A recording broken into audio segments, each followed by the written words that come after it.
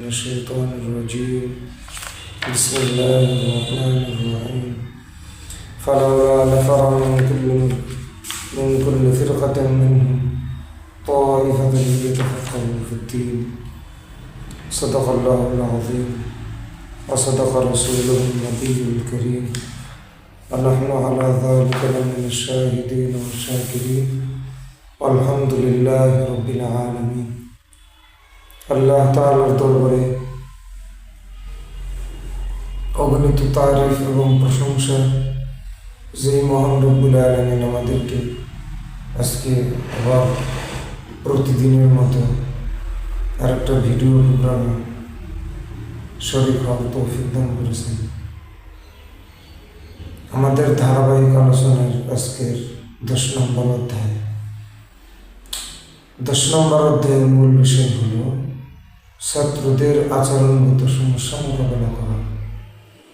ছাত্রদের মধ্যে আচরণগত কিছু সমস্যা থাকতে পারে, এগুলো আমি শিক্ষক হিসেবে আমার মোকাবেলা করতে হবে, মোকাবেলা করে সামনে আগাইতে হবে। কিভাবে মোকাবেলা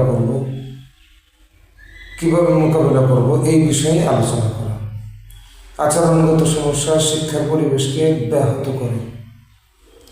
শিক্ষার্থীর মধ্যে যদি আচরণগত কোনো সমস্যা থাকে, এটা শিক্ষার পরিবেশকে ব্যাহত করবে, শিক্ষার পরিবেশের মধ্যে ব্যাঘাত সৃষ্টি করবে। শিক্ষক হিসেবে এগুলোর উৎস বোঝা এবং দক্ষতার সাথে মোকাবিলা করা জরুরি। দক্ষতার সাথে আমাকে মোকাবিলা করতে হবে। এই অধ্যায়ে আমরা 5টি বিষয়ে 5টি সাধারণ সমস্যা এবং তার করণীয় বিশেষভাবে আলোচনা করব ইনশাআল্লাহ।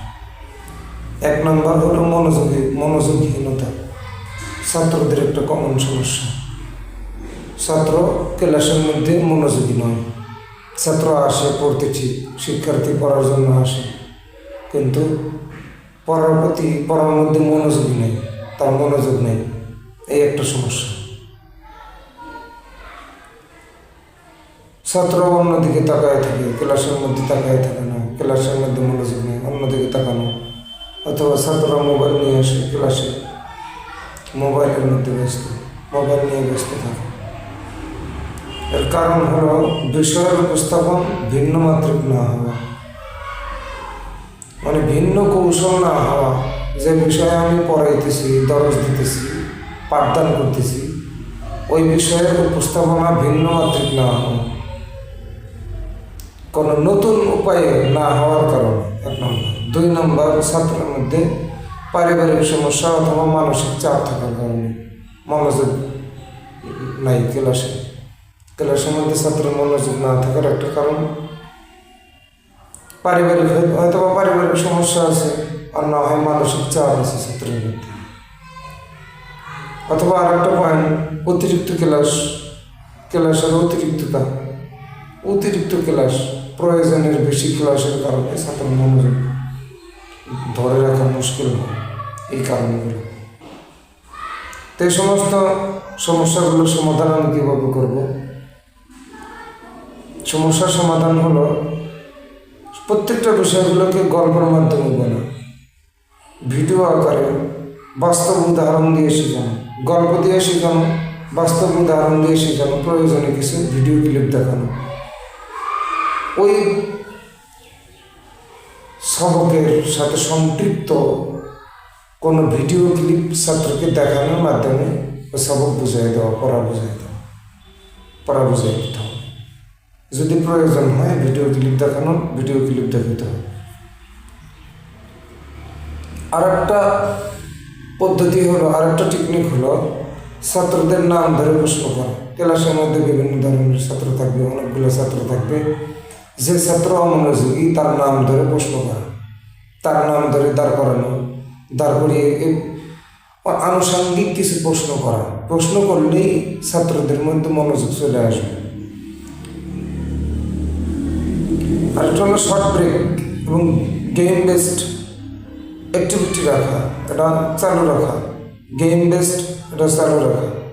গেমিফিকেশন, এটা কয়েকটা ভিডিওর মধ্যে আলোচনা করা হয়েছে। গেমিফিকেশন ধারণা দেওয়া, গেমিফিকেশন সম্পর্কে আলোচনা করা। এবং গেমিফিকেশনের মাধ্যমে ছাত্রকে শেখানো। এটা আমরা কয়েকটা ভিডিওতে আলোচনা করেছি। আর আর যদি বেশি সমস্যা হয় কোনো ছাত্রের মধ্যে, তাহলে ছাত্রকে ডেকে নিয়ে একান্তে কিছু কথা জিজ্ঞেস করা, তার সাথে কিছু কথা শেয়ার করা, তার সমস্যাগুলো শোনা, শুনে পারলে এই সমস্যাগুলো সমাধান দেওয়া, এটা আমাদের জন্য জরুরি। তার উদাহরণ হলো যে একজন ছাত্র, উদাহরণস্বরূপ শরীফ অথবা আবদুল্লাহ নামের একজন ছাত্র ক্লাসে ঘন ঘন মোবাইলে তাকায়। তার কাছে মোবাইল আছে, ক্লাসে সে মোবাইল নিয়ে আসছে, ঘন ঘন ক্লাস বাদ দিয়ে সে মোবাইলের দিকে তাকায় রয়েছে। শিক্ষক একদিন তাকে ক্লাসের ছোট্ট একটি ভূমিকা রাখতে দেন, এর দ্বারা সে আগ্রহী হয়ে উঠল। সবকের আনুষঙ্গিক বিষয়ে তাকে একটা ভূমিকা রাখতে বলল। ভূমিকা রাখতে বলার কারণে তাকে সে এত মনোযোগী হয়ে ওঠে, মনোযোগী হয়ে গেল ক্লাসের মধ্যে। তো আলহামদুলিল্লাহ আমাদের ছাত্ররা আশা করা যায় এতটুক অমনোযোগী নয়, এতটুক বেয়াদব নয় যে আমাদের ছাত্ররা ক্লাসের মধ্যে মোবাইল নিয়ে আসবে। কিন্তু এরপরেও কিছু কিছু ছাত্র বাড়িতে গেলে মোবাইল ধরে, মোবাইল ক্লাসের মধ্যে না নিয়ে আসলেও মোবাইলের প্রতি তার একটা খেয়াল থাকে যে কখন স্কুল ছুটি হবে, কখন মাদ্রাসা ছুটি হবে, কখন মোবাইলটা ধরবো। এ বিষয়ে আলোচনা করা হয়েছে যে তার মনোযোগ পড়ার মধ্যে আনার কৌশল আমি কীভাবে অর্জন করব। এখন সময় বিকাল 4:30। অশ্লীল আচরণ 2 নম্বর হলো অশ্লীল আচরণ, আচরণগত সমস্যার 2 নম্বর সমস্যা হলো অশ্লীল আচরণ।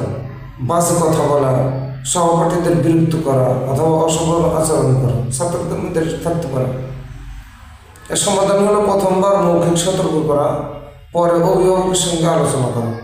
প্রথমে মৌখিকভাবে সতর্ক করতে হবে, এরপরে যদি সমাধান না পাওয়া যায় অভিভাবকের সঙ্গে কথা বলতে হবে, আলোচনা করতে হবে।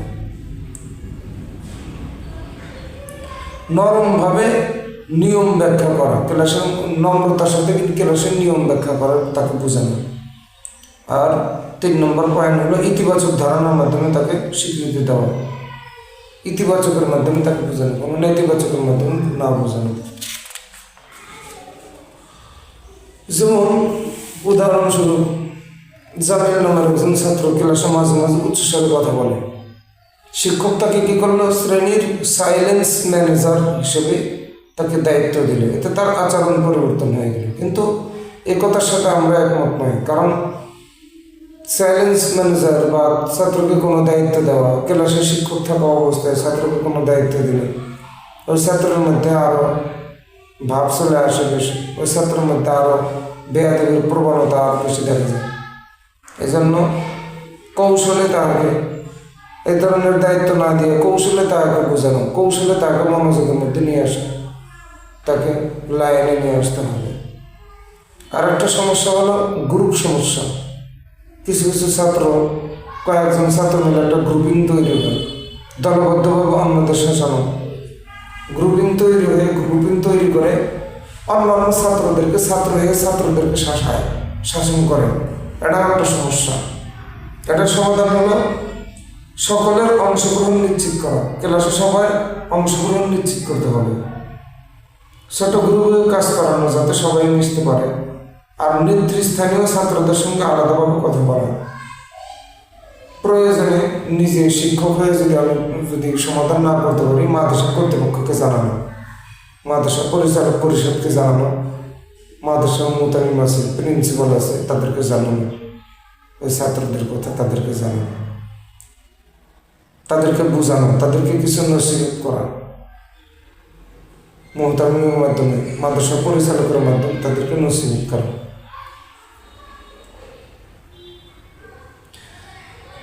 আরেকটা হলো মানসিক চাপ।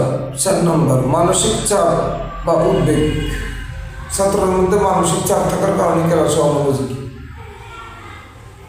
পারিবারিক সমস্যার কারণে মানসিক চাপ অথবা পরীক্ষার ভয়ের কারণে অথবা আত্মবিশ্বাসের অভাব থেকে ছাত্রের মানসিক চাপে থাকে। তাহলে কয়েকটা কারণ থাকতে পারে মানসিক চাপে। 1 নম্বর পারিবারিক সমস্যা, আবার পরীক্ষার ভয় এটা হইতে পারে, আবার আত্মবিশ্বাসের অভাব থাকতে পারে। এ কারণে ছাত্রদের মধ্যে মানসিক চাপ তৈরি হয়। এখন মানসিক চাপ একজন ছাত্রের মধ্যে আছে, এটা কীভাবে বুঝবো? আমি শিক্ষক হিসেবে বুঝতে হবে, কীভাবে বুঝবো? তো তার কয়েকটা চিহ্ন হলো, ওই ছাত্র হয়তো বা চুপচাপ থাকবে, নতুবা কান্না করবে, ছোট মানুষ হিসেবে কান্না করবে, আর না হয় অস্বাভাবিক আচরণ করবে। স্বাভাবিক আচরণ নয়, অস্বাভাবিক কিছু আচরণ করবে। তাহলে বুঝে নিতে হবে ছাত্র মানসিক চাপের মধ্যে আছে। এর সমাধান আর কৌশল হলো যে সহানুভূতির সাথে কথা বলতে হবে। ছাত্রকে ডেকে নিয়ে এসে ফ্রিভাবে তার সাথে সহানুভূতির সাথে কথা বলা, অভিভাবকের সাথে কথা বলে অভিভাবকের সাহায্য নেওয়া, অভিভাবকের সাথে শেয়ার করা। 3 নম্বর হলো সময় দেওয়া, বিশ্বাস তৈরি করতে উৎসাহ করা। তার সাথে ওই ছাত্রকে সময় দেওয়া, কিছু কিছু সময় দিয়ে তার সাথে কিছু বন্ধুত্বপূর্ণ কিছু কথাবার্তা বলা, তার মানসিক চাপটা দূর করার জন্য কিছু পদক্ষেপ নেওয়া। যেমন একজন ছাত্র পরীক্ষার আগে কান্না করতেছিল। কেন কান্না করতেছিল? মানসিক চাপ, পরীক্ষার ভয়, এই পরীক্ষা না জানি কি হয়, আমি ফেল করি কিনা, এই ভয়ে একজন ছাত্র কান্না করতেছে।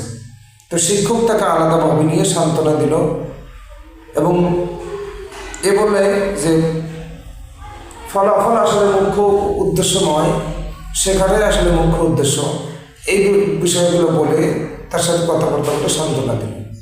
এতে সে ধীরে ধীরে স্বাভাবিক হয়ে উঠল। এভাবে কিছু তাকে সান্ত্বনা দিতে হবে। আর 5 নম্বর হলো সহানুভূতিশীল দৃষ্টিভঙ্গি। মূল দৃষ্টিভঙ্গি হলো শিক্ষককে কঠোরতার সাথে নয়, বরং সহানুভূতির সঙ্গে ছাত্রদের আচরণ বুঝতে হবে এবং ধৈর্যের সঙ্গে সামনে আগাতে হবে। যেমন এ ব্যাপারে কিছু পরামর্শ হলো, ছাত্রদের সাথে কীভাবে সহানুভূতি কীভাবে দেখাবে, যে তুমি কেন এমন করছো, এটাও না বলতে হবে আমি বুঝতে চাই তুমি কেমন অনুভব করছো। এরকম না বলে তুমি কেমন অনুভব করতেছো, তোমার এখন কেমন লাগতেছে, তোমার অবস্থা কি। আর 2 নম্বর হলো ধৈর্য না হারানো। আচরণগত পরিবর্তন ধাপে ধাপে ঘটাতে হবে। আচরণগত পরিবর্তনে ধাপে ধাপে, একবারে হবে না, একসাথে হবে না, ধাপে ধাপে ঘটাইতে হবে। আজকে কিছু বললাম, আজকে 5 মিনিট তার সাথে কিছু কথাবার্তা বললাম, আগামীকাল আবার 5 মিনিট তার সাথে কথাবার্তা বলে তাকে ফ্রি করানোর চেষ্টা করতে হবে। আচরণগত সমস্যার পেছনের কারণ খুঁজে বের করতে হবে, যে কী কারণে তার আচরণগত সমস্যা। সমস্যা খুঁজে বের করে তার সমাধান দিতে হবে। সহানুভূতির সঙ্গে মোকাবেলা করাই একজন দক্ষ শিক্ষকের মূল গুণ। তাছাড়া তাড়াহুড়ার মাধ্যমে নয়, তাড়াহুড়ার মাধ্যমে করা যাবে না, ধৈর্য হারানো যাবে না, পরিকল্পনার সঙ্গে প্রতিটি সমস্যার সমাধান করতে হবে। এই ছিল আমাদের আজকের আলোচনার মূল বিষয়। তাহলে মূল বিষয়গুলো আমি আবার বলতেছি। আমাদের আজকের আলোচনার মূল বিষয় ছিল ছাত্রদের আচরণগত সমস্যা মোকাবেলা করা। এই ব্যাপারে 5টি পয়েন্ট। 1 নম্বর হলো মনোযোগহীনতা, 2 নম্বর অশ্লীল আচরণ করা, 3 নম্বর হলো গ্রুপিং সমস্যা, 4 নম্বর হলো মানসিক চাপ বা উদ্বেগ, আর 5 নম্বর হলো সহানুভূতিশীল দৃষ্টিভঙ্গি।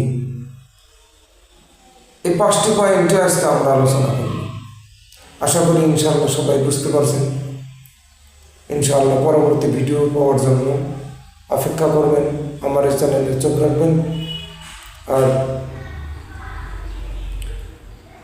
আমার এই ছোটো চ্যানেলের সাথে সবাই অ্যাড হয়ে যাবেন, সাবস্ক্রাইব